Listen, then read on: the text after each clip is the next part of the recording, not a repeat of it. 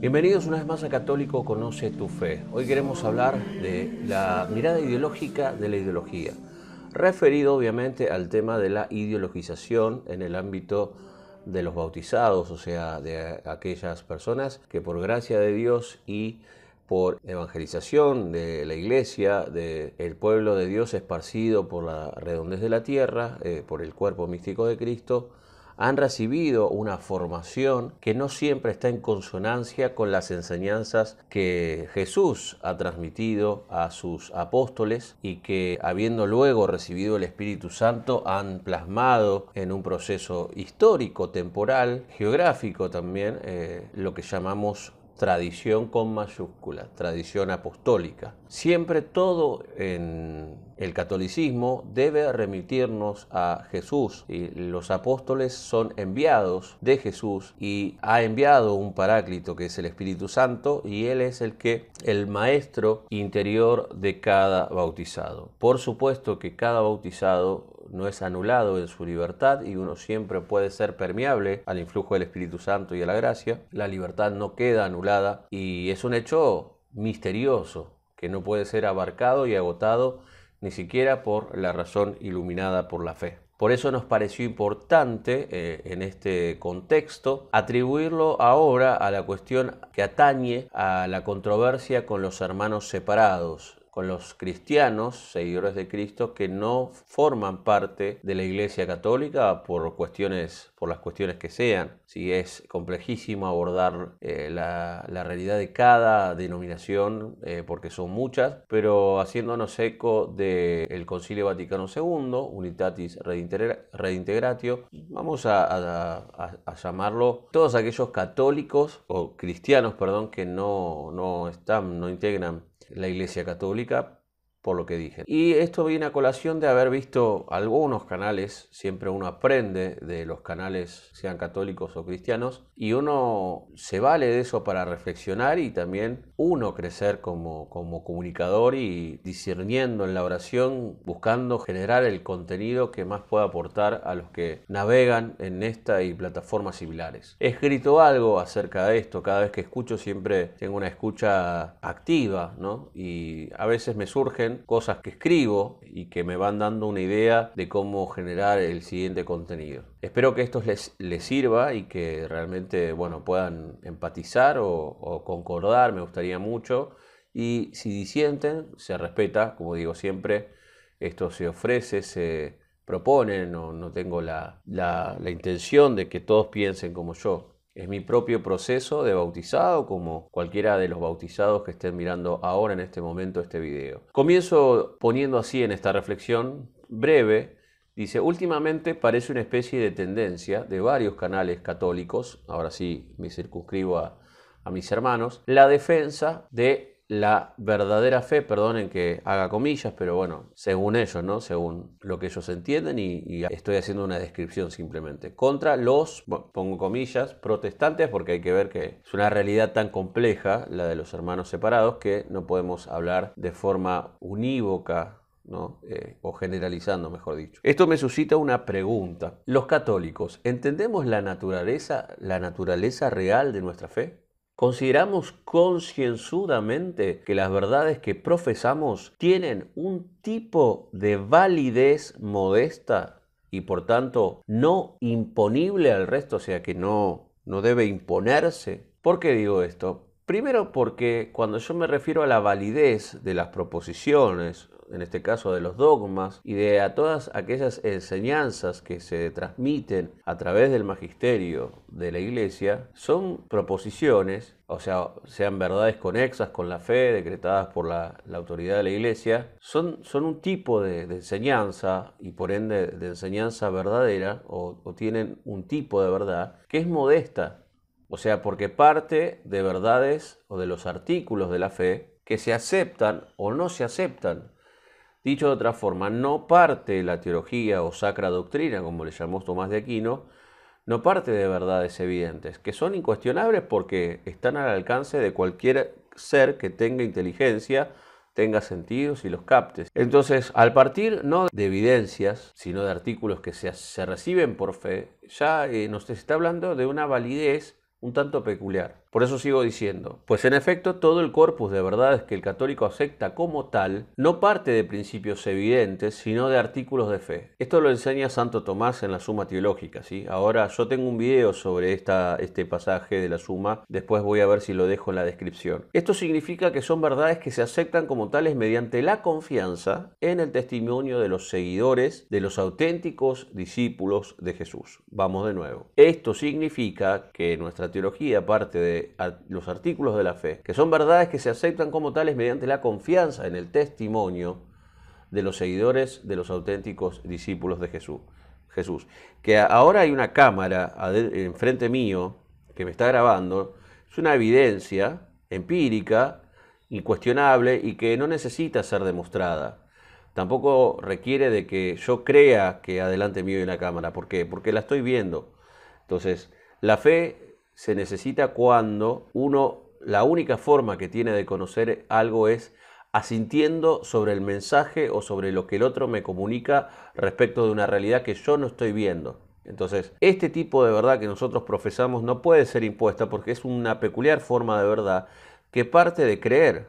Y creer es eso, es aceptar sin pruebas, sin evidencias empíricas, lo que alguien me dice. En este caso, como se trata de verdades de fe sobrenatural, también nosotros consideramos que podemos hacer el acto de fe movidos por la gracia de Dios. Por eso decimos que la fe es un don de Dios que no puedo darme yo y no puedo dar a nadie. Si el otro va a creer porque se siente atraído a creer por un influjo, por quien atrae es Dios. Entonces, viendo todo este contexto complejísimo, la pregunta que me suscitaba era, ¿los católicos entendemos la naturaleza de todo lo que implica el acto de fe? Entonces, el testimonio de seguidores, los auténticos discípulos de Jesús, de aquellos que lo fueron durante el tiempo que éste vivió en la tierra y los que lo fueron a lo largo de estos 2000 años hasta hoy, y seguimos siendo, ¿no? Y todo esto por gracia e influjo del Espíritu Santo. En él somos, nos movemos y existimos. Por ende, son verdades de una índole bastante peculiar, sustentada su validez en un hecho temporal, histórico, sí, y sobrenatural. Ahí vienen las dos realidades, los dos aspectos de esta realidad riquísima y misteriosa, la Iglesia. Realidad histórica, temporal,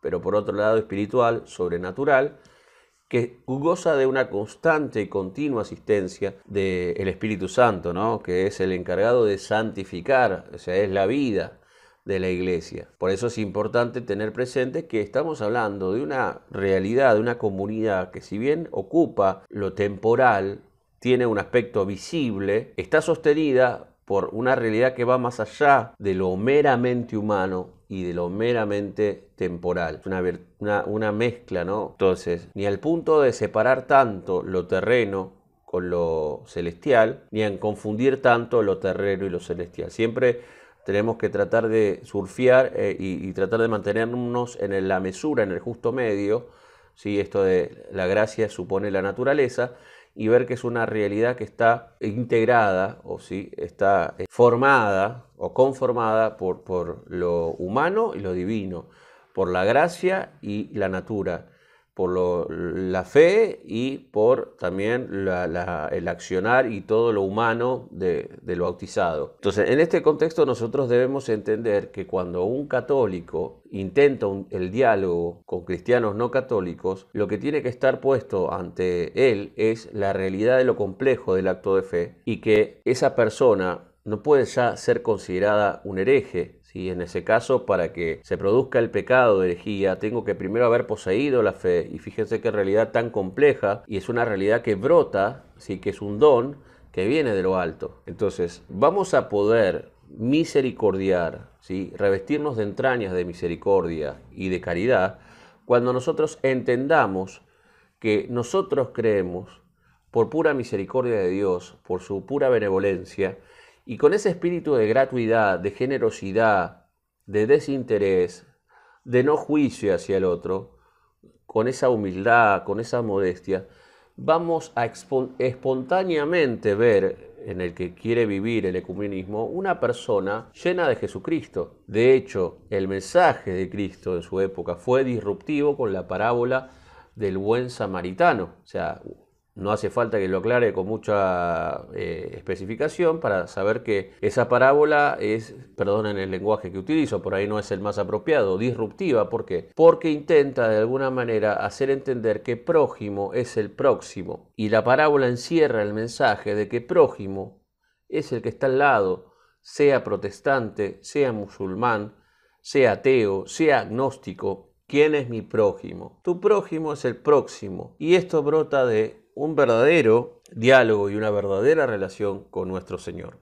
La mejor manera de identificar y de leer correctamente el trabajo pastoral y el gobierno que el Papa Francisco está ejerciendo actualmente en la Iglesia es desde un conocimiento real de Cristo. A la medida que pasemos tiempo con Él, en la medida que meditemos su vida a través de la lectura asidua del Evangelio, que dejemos que la palabra de Dios a través del Evangelio, de los 4 Evangelios, impregne nuestra vida, meditemos frente al Santísimo y tengamos un trato asiduo con el Señor, vamos a poder comprender, Él nos va a otorgar esa gracia de poder comprender que el trabajo que está haciendo el Concilio Vaticano II con el ecumenismo y el trabajo que está haciendo el Santo Padre Francisco con los hermanos separados y con las personas de otras religiones y de otros credos, es seguir a pie juntilla el accionar que Dios tiene con nosotros. O sea, si uno no se deja vivificar por el Espíritu, por el corazón de Cristo, no va a poder comprender lo que está haciendo la Iglesia, sobre todo en estos tiempos. ¿Por qué? Porque le va a resultar extraño, o sea, puede ser escandaloso el nivel de misericordia que el mismo Jesús muestre, inclusive para nosotros, como fue escandaloso o como fue escandalosa para muchos de sus coetáneos la misericordia que practicó nuestro Señor con los de su tiempo, porque no se olviden, no nos olvidemos que Él era acusado, entre otras cosas, por hablar con publicanos, con pecadores, con prostitutas, ¿sí? Con los relegados, los marginados de la sociedad. Fíjense que pasa un doctor de la ley, un levita y pasan de largo en la parábola del buen samaritano. El que se queda y se dedica a auxiliar al moribundo a la vera del camino fue el samaritano. Entonces, nosotros tenemos que verdaderamente replantearnos, sin caer en un buenismo, en un sincretismo. Conocemos los católicos la naturaleza de nuestra fe y que la fe no se circunscribe a lo que cada uno de nosotros entiende de la doctrina católica y que la doctrina católica no es la fe, tiene relación con ella. Es el lenguaje de esa fe, el lenguaje, las palabras que nos ponen de alguna forma en contacto con esas realidades de fe. Pero que la fe es algo mucho más profundo y que involucra toda nuestra vida, sobre todo nuestros afectos y nuestro corazón. Es imposible entender esas cuestiones sin dejarse penetrar por el Espíritu y el amor de Cristo. No vamos a aprender a perdonar si no nos sentimos perdonados. Si no nos sentimos perdonados, vamos a ser inmisericordes. No vamos a mirar con amor a los pecadores, porque nosotros no vamos a sentir que en realidad tengamos que ser perdonados. Uno realmente perdona cuando siente el perdón de Dios muy adentro de uno y cuando uno se da cuenta con la propia vida, no solo intelectualmente, que vive gracias a la misericordia de Dios. Y uno se siente naturalmente impulsado a misericordiar cuando tiene clara conciencia de que nunca vamos a poder pagar a Dios todo el bien que nos hace, todo lo que nos perdona a diario. Solo ahí caemos en la cuenta realmente de lo que somos y de que no nos va a alcanzar esta vida temporal para pagarle a Dios todo lo que Él a diario hace, aún no mereciéndolos. Sed perfectos como vuestro Padre es perfecto. Si ustedes aman solo a los que lo aman, ¿qué mérito tienen?